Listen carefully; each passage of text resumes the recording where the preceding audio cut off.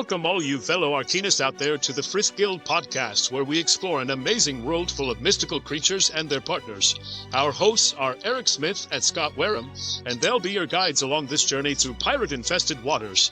So grab your Eldrin, strap on your swords, and get ready to defend the seas from evil.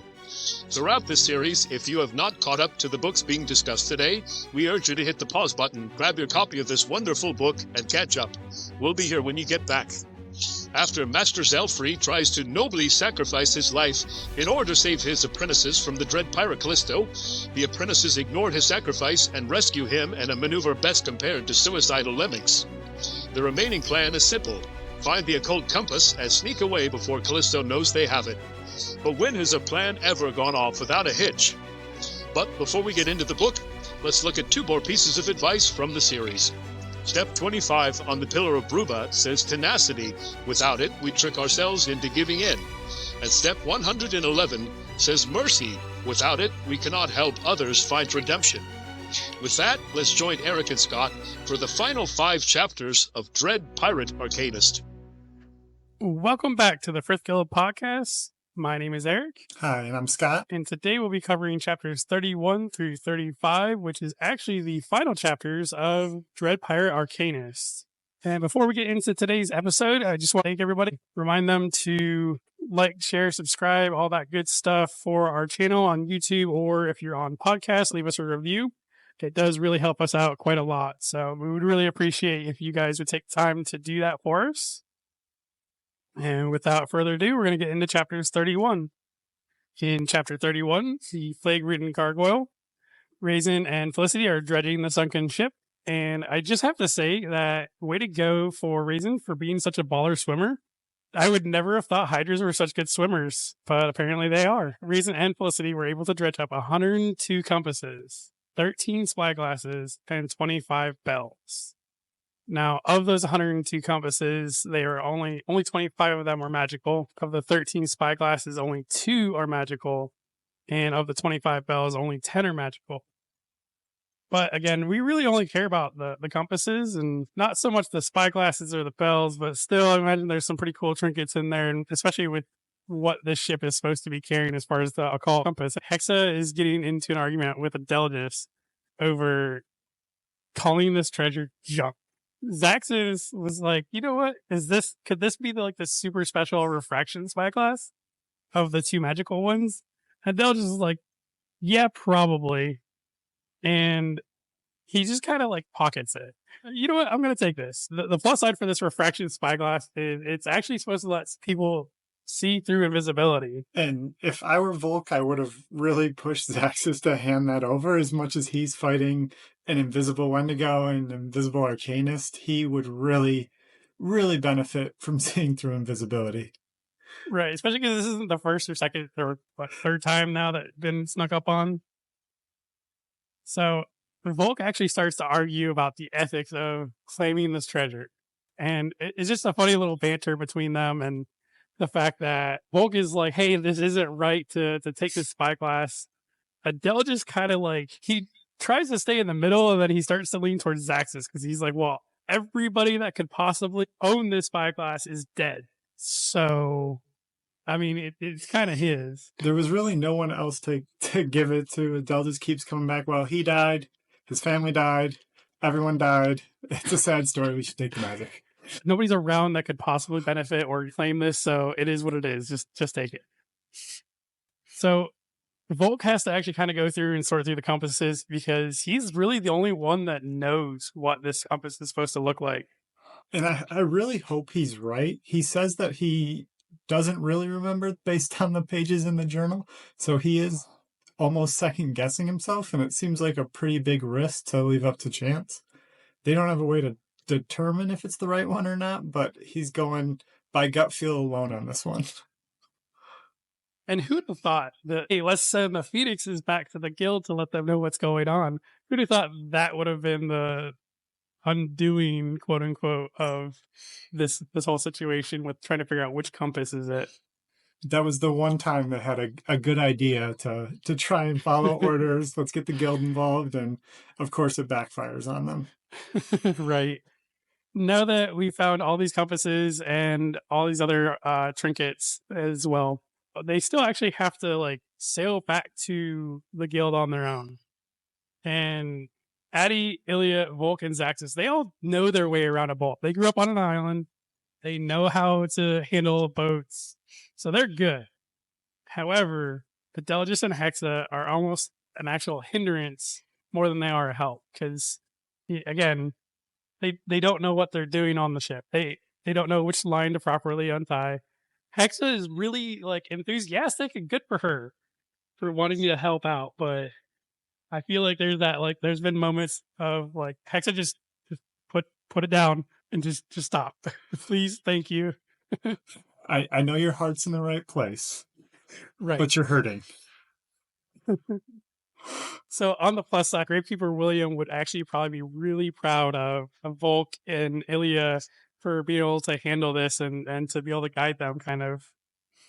And I think it's not just, it shows throughout this whole book, you know, they reference his knowledge when they're going through the ship of trying to find where Zelfri's hidden. They really, really benefit from all the quote unquote useless knowledge that he shared with them. And again, it's not useless if they use it, so.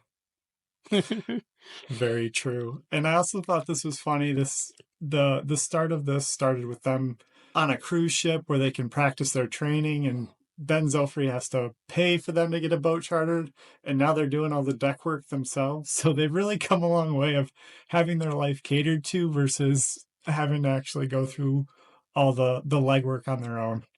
Right. I don't want to say like the menial task, but you know, if they want to get out of the situation, they got to get out of it on their own.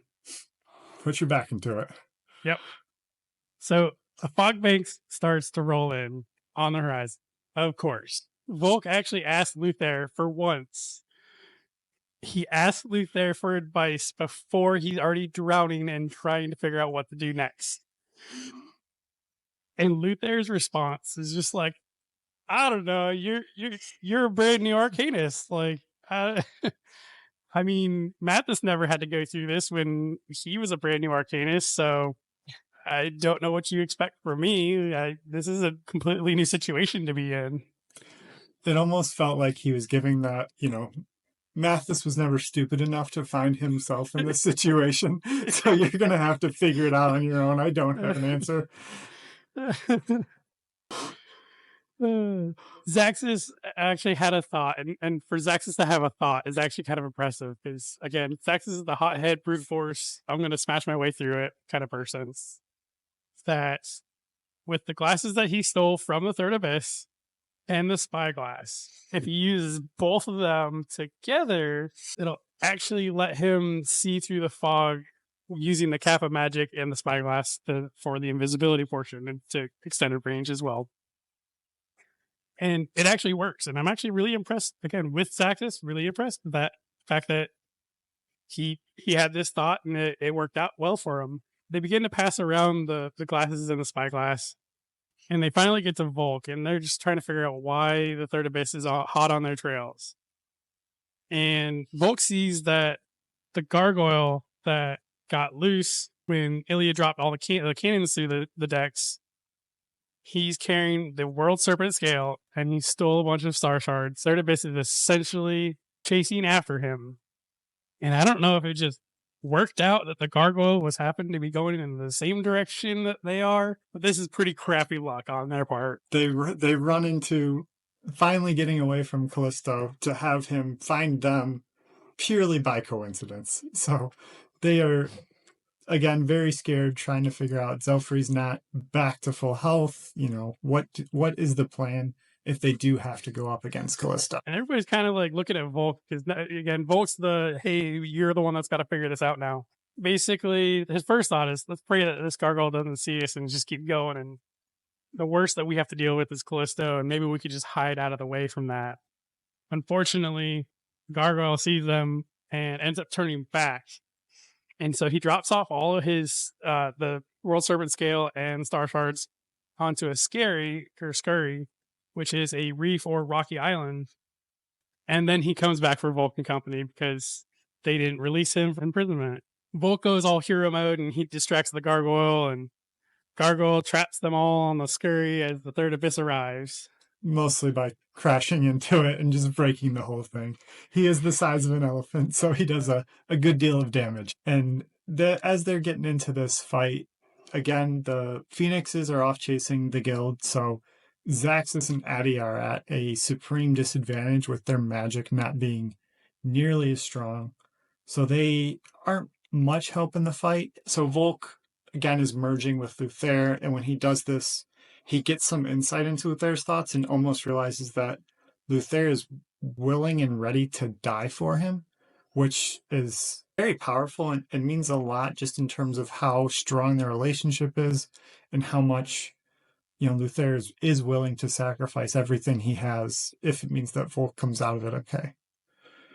So this is where we lead into chapter 32, and Volk actually has the compass on his person while he's basically in the middle of this whole fray of the gargoyle and Callisto and his crew and everybody else. So he's kind of at a point where he understands that either Callisto is going to get a broken compass that's not going to be able to do anything for him anymore, or Volk is going to hold on to it. So obviously Volk doesn't want to destroy it if he doesn't have to, but he will if he has to before Callisto will get it back.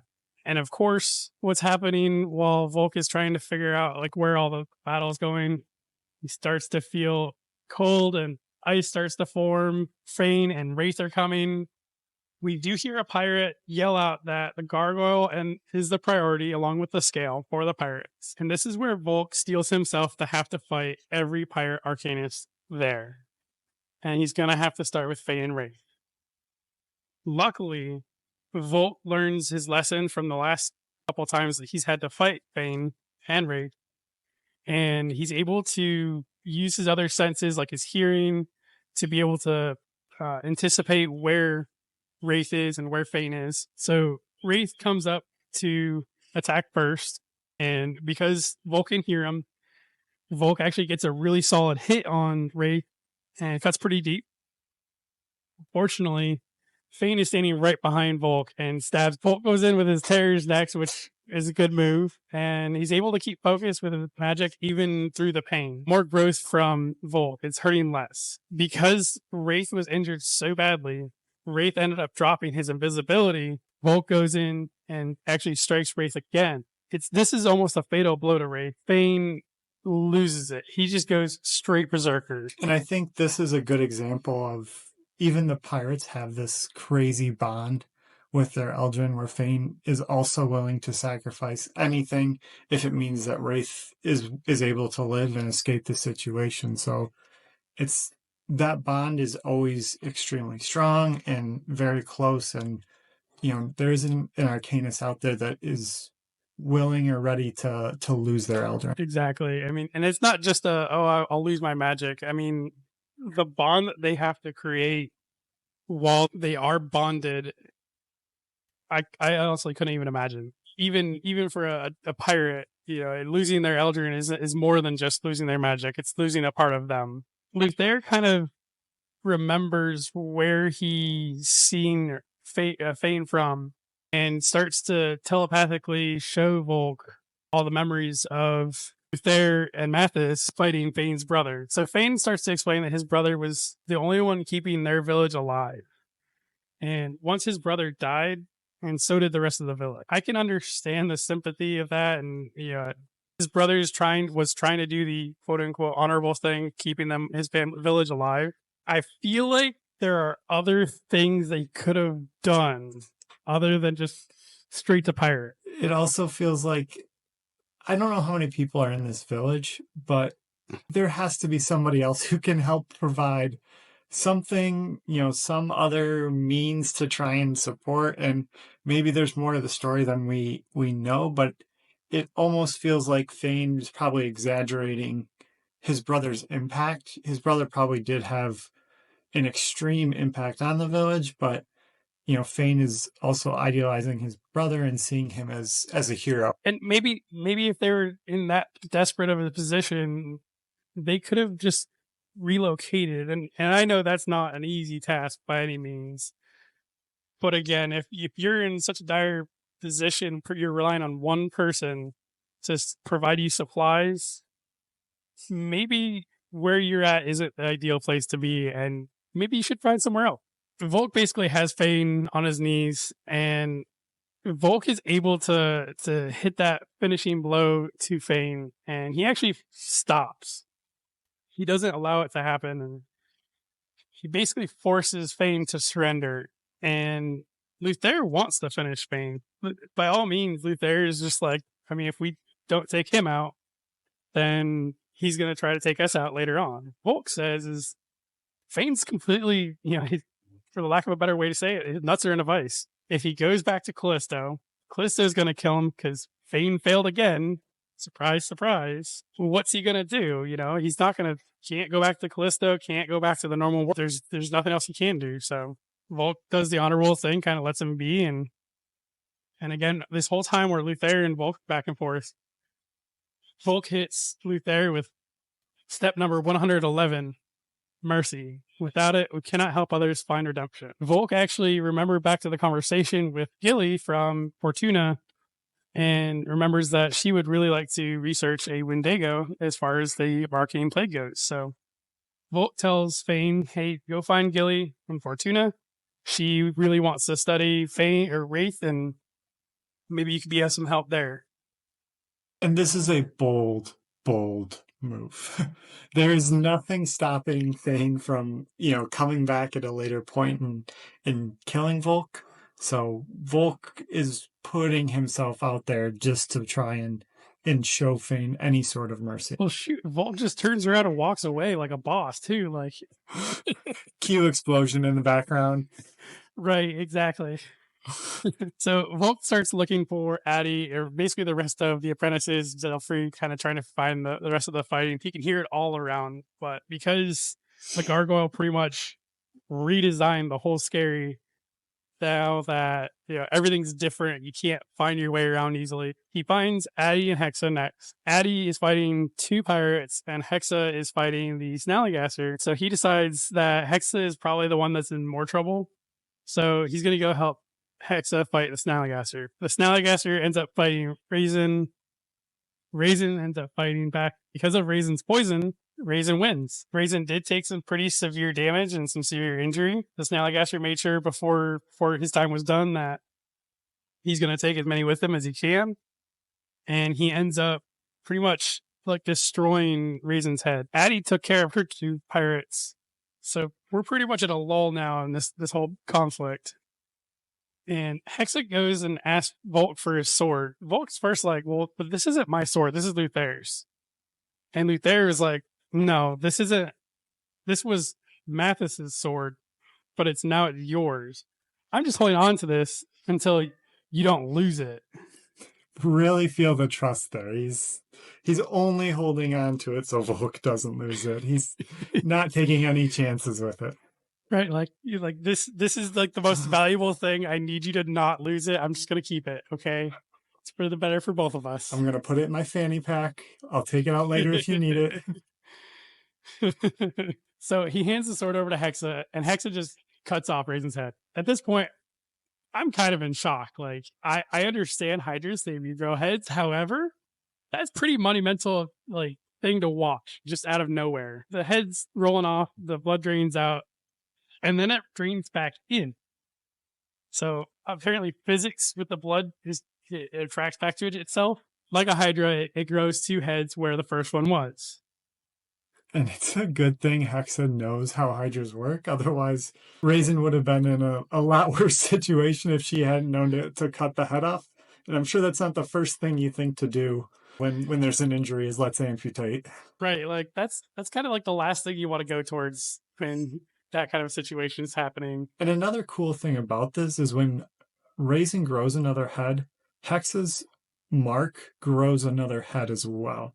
So there is a magical bond between her Arcanist mark, which now reflects Hexa's new head. And I can only imagine just the entertainment of having two heads. Like, you imagine one's just purring and then the other one's hissing at you, So we do see that Addie has gotten a lot stronger with her magic as well. Even with her Phoenix not being very close, Patty kind of seems like she's almost like excited for this, and she's getting into fighting. She's starting to warm up to it. This feels almost like another chance to rebel against her family in a way. They're not the type to support, violence and killing, and she's gets a chance to experience it, and there's a little bit of a rush from going against what you've been told not to do your whole life. For her being protected as long as she has and being that prim and proper girl, I imagine her sitting there going, "Ooh, can we do this again? Can we do it again?" So the gargoyle is starting to call out, saying that he wants to hurry up and kill Callisto and to consume all of Callisto's magic and the star shards and the serpent scale. And this is where we lead into chapter 33, the Shield of Darkness. Volk has shown this time and time again already that he is going to always run towards the sound of a firefight.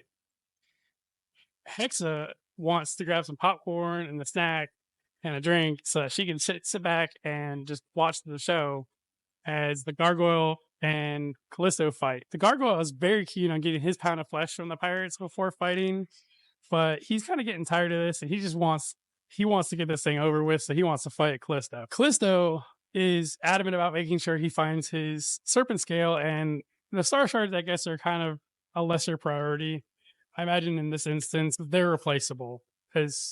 As difficult as star shards are to come by, in comparison to the serpent shield, they're replaceable. So Callisto orders Spider to go off and look at Gale. So again, Volk is going to take off after Spider trying to find the scale first. Volk finds really interesting times to try and practice his magic. I know in the middle of a fight is probably not the best time to practice it, more than you have to rely on it, but he's just like, you know what, while I'm looking for this, I think I'm just gonna practice on my shadow stepping. You would think living would just be like the most important thing at that point. Let's just get out of this alive. Let's not focus on getting my training in and practicing all of my magic and potentially wearing myself out for later on. Yeah, that's kind of one of those places where you want to conserve energy, and that way you can keep fighting so you can live. Volk ends up finding a rock dome that the gargoyle made to protect the scale and the star shards. This rock dome is actually really small because when Volk shadow steps into it, it said that he can't even stand up fully. Imagine the roof of this thing is probably sitting around like 5 feet, if that. He picks up the scale and he's so happy that he found it, and he beat Spider to it. And thankfully, he's able to shadow step because the gargoyle didn't really leave any space or any gap except for maybe the width of a thumb. And that's how he was able to get in there. So Volk grabs the scale and steps into the void. But unfortunately, when he gets to the other side of the dome, on the outside of the dome, the scale's still in the inside. And he even looks at Luther like, I know that I can shadow step with things. There's said, well, unfortunately, it's just too big. You can't take that into the void. Quick thinking on Volk's part, because I wouldn't have done it. I wouldn't have thought of this. Volk is like, I'm just going to imbue it and make it a magical item, and it's going to have my nightmare abilities, just like my sword, where I can go into the void. And decides that he's going to use up all the star shards that are in there. And he finally made a decision right away. He's been indifferent on so many things, but this one, he snapped decision. I'm going to risk potentially ruining this scale. We don't really know what's going to happen once he imbues it, just on the hope that I can then shadow step out with it and escape with it so Callisto doesn't get it. I will have to say one other thing that he did before he imbues the scale is he makes sure that when he does imbue it, they're still going to be able to search for the world serpent. And he does this by checking with the sword that Luther and Mathis made. And they can actually track down where the behemoth is, and it's in a complete different direction than where Luther is, so we know that it works still. So Volk is going to imbue the scale, and he does ask Luther, like, hey, I need to know how to do this, because I have absolutely zero idea. And they kind of contemplate what to make the scale into, and then Volk settles on a shield. He starts to picture this as a heater shield. There even says that this is like the best suiting thing for Volk to have made, because all the nightmares always make a weapon with their Arcanist. And instead of a sword or another sword, Luther says that it's a good thing that he wants a shield because Volk wants to protect the innocent, and a shield defends against injustice. Luther uses his memories from Mathis to teach Volk how to imbue. Volk places his hand on the scale, and then he releases the magic to flow into the scale. And the entire time he's imagining this heater shield, which best way to describe a heater shield is actually the Frith podcast logo. And then heater shields were actually developed back in the mid 13th century. They were typically made of thin wood overlaid with leather. They were meant to be smaller than a kite shield, and they were able to be used on foot or on mount. And then throughout the 14th century, the shield became smaller as plate armor got larger, essentially, but covered more of the body. And by the 15th century, heater shields were really only used for jousting. And at that point, they had a cutout for the lance. So they're really, again, pretty much useless at that point, but they had armor, the actual plate armor to protect them with. Volk ends up succeeding in making a crude shield. Luther is actually really impressed. And then is like, hey, there's really no time for celebrating because we're being attacked by Spider because she's using her acid to erode the rock. So let's get the hell out of here. So they exit from the dome. Luther protects Volk from getting shot at point blank range because they're still merged together. Spider keeps spitting venom. Volk ended up blocking the venom attack with the shield.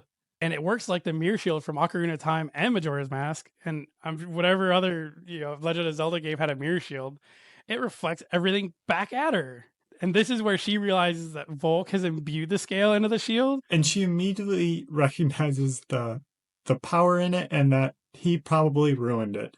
He's not a very advanced arcanist, so he doubtfully knew how to properly imbue and make an artifact. Right, like he has the basics of the idea of what to do, but it's kind of like a first-time carpenter. You have the idea of what to do. But I've seen a house before. It doesn't mean I can build one. Right. And that takes us into chapter 34, which is Freedom.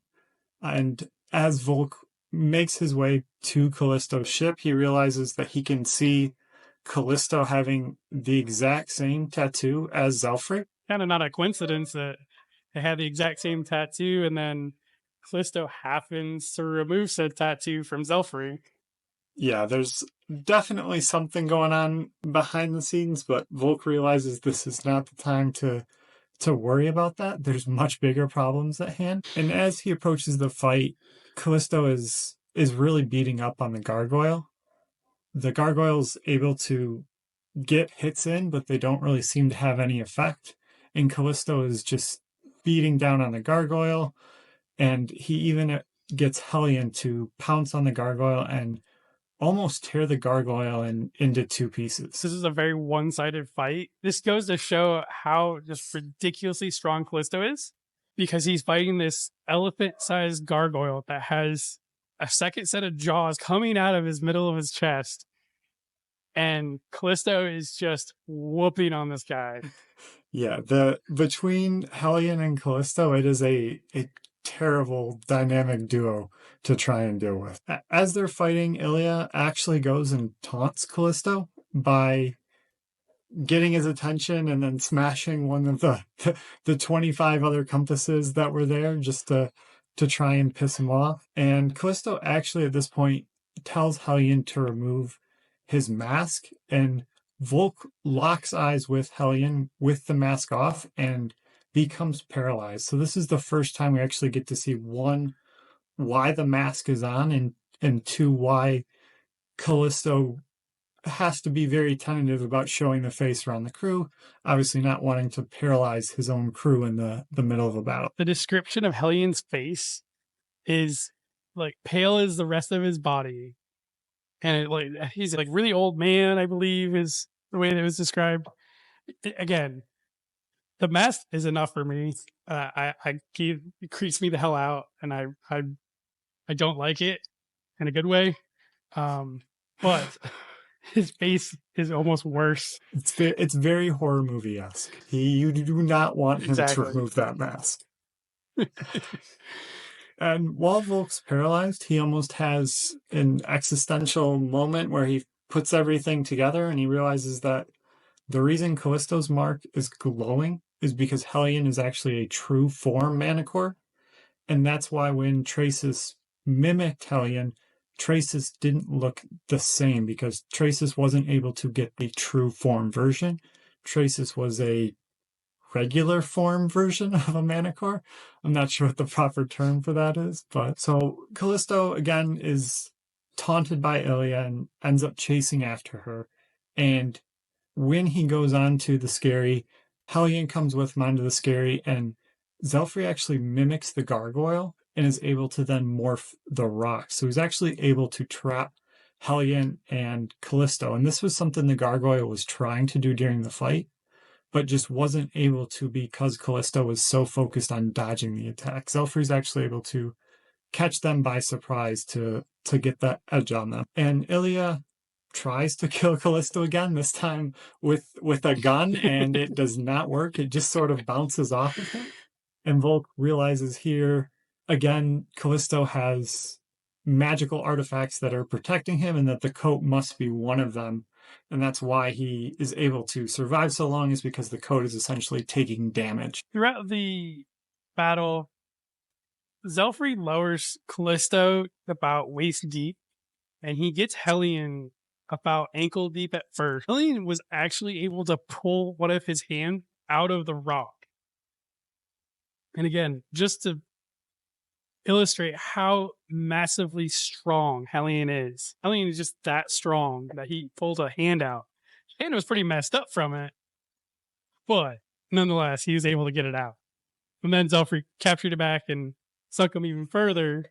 And Zelfrey, after watching Hellion almost rip himself free and Ilya failing to kill Callisto, ends up convincing the group to just leave Callisto where he is. And, their priority is escaping. So they realize they aren't really going to be able to kill Callisto. Let's just escape with our lives at this point and then deal with him later down the road.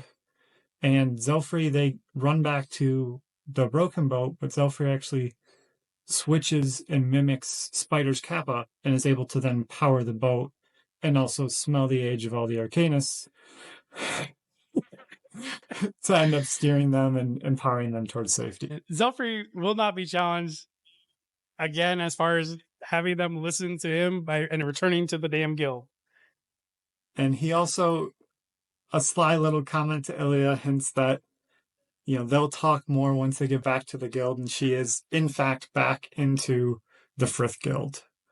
Which brings us to chapter 35, which is a celebration on the Isle of Ruma. They meet back up with the guild, and Volk actually questions Eventide about her glowing mark to try and learn, does she have a true form as well, since that was why Callisto's was growing. And she does confirm that Gento, which is the Atlas turtle, is a true form Atlas turtle. And this actually happened when she became a guild leader. She embodied the protection and overlooking everyone in the group, and that's what really led to her being able to transform. Her hypothesis is that Callisto embodied the pirate morals almost of greed and causing destruction, and that's what aligned with the Manticore and was why he was able to allow Hellion to transform into a true form Manticore.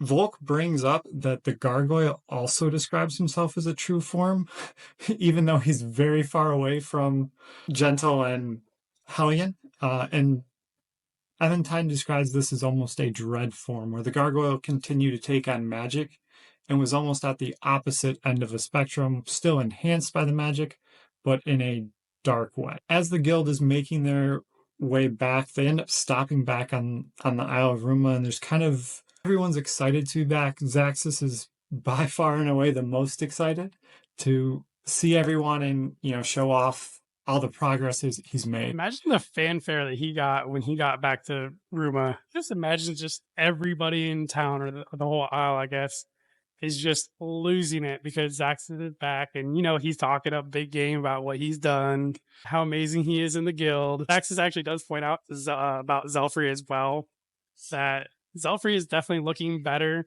He cut his hair, he gave up drinking, he actually looks like a master arcanist from the Frith Guild, not just some drunkard that rolled out of bed and threw on clothes. Like, he took time to iron his clothes, make himself look presentable. So this is definitely a good turn for Zelfrey, and I'm glad to see it. And while Zaxxas goes off on his fanfare and parade, Ilya and Volk go to see William, and they actually get birthday presents, which is really cute. William remembered, and he didn't know when they would be back, but he's been saving them and knows whenever they'll get back, he'll be able to celebrate with them. And he gives Ilya this beautiful eye patch that has a Rizzle stitched into it. And he says that, if she still wants to cover up her scars, that a lot of, seafarers do wear eye patches. So it would be something she'd be able to use and not bring too much attention to herself. And he gives Volk a razor from when he was in the Navy. So it's hand-me-down, engraved, very, very well kept and well-made razor. I love this, that they got a chance to go back to Ruma so soon and to show the progress that they've made as in short time as they have been. It definitely does, and it shows how much of a family he views them to be, even though that was not something that he had to take on with them. Later that day, Ilya and Volk sit down, and Nicholin makes a comment about Ilya needing to talk to Volk, and she ends up opening up and almost making another pass at Volk and sharing some of the emotions that she's been having. And Volk is actually pretty eloquent at this point and is able to essentially say that they don't know what's going to come and that they don't need to give up what they have. And almost felt like, as let's change the subject a little bit, he actually gives her the occult compass for her to hold on to. And that brings us to the end of the Dread Pirate Arcanist. Now, as far as our next section goes, the Bestiary, unfortunately, we actually don't see any new Arcanists or new Eldarin in this set of chapters. As far as next week goes, I do want to let everybody know that we have a guest coming on the show. His name is Kevin, and we'll be interviewing him.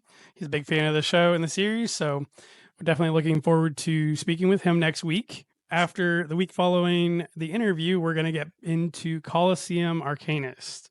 And this is one of my favorite books in the series, and I'm so excited to get into this.